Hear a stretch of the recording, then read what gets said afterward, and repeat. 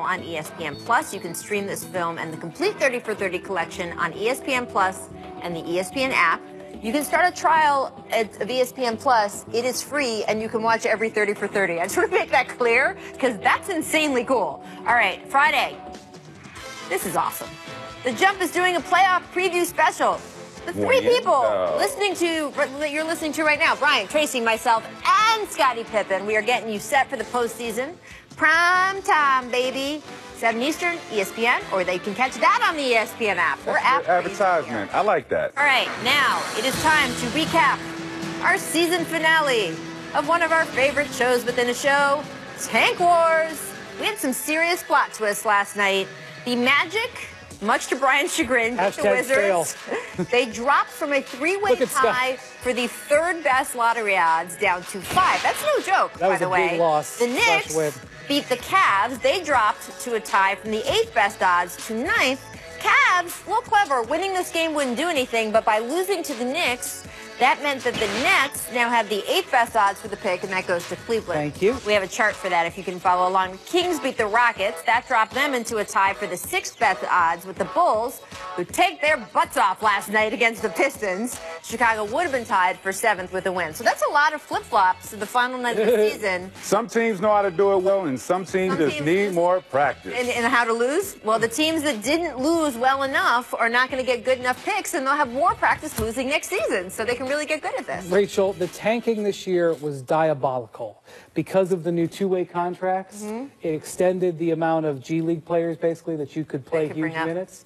And there were some lineups in this last 3-4 weeks that were absolutely outrageous. Dallas Mavericks, please. The Dallas Mavericks the other night. 48 minutes. The tankiest tanking in all of tankindom. 35 minutes, 5. G League players. And I have to say, it was the right decision. One of the biggest Tank Wars stars of our show has been, of course, the Phoenix Suns. And we got to shout them out because after a long season, they did it. They did it, people. 21 wins, the lowest since their team's inaugural season 50 years ago when they won 16. Their star, Devin Booker, told reporters yesterday, quote, "I am done with not making the playoffs. I'm serious. This is probably my last year ever not making the playoffs. If that's putting pressure on myself, I'm going to take this summer and work that hard so it doesn't happen." Well, so here's what Devin Booker's saying. If we're off to a rocky start next year, we're going into all-star break, the trade deadline, I'm out of here. I'm asking for a trade. Exactly what he said. I am getting out of here. That's what he said. We've talked about this on the show before, and as soon as we talked about that, the Hallelujah chorus from Phoenix screamed. Devin loves Phoenix. There's no way he would ever ask for a trade. He would never, he doesn't love to lose every year, Rachel. He would never say this, because even if they doubled their wins, by the way, they had 21 wins. Let's say they do an incredible thing and they double it.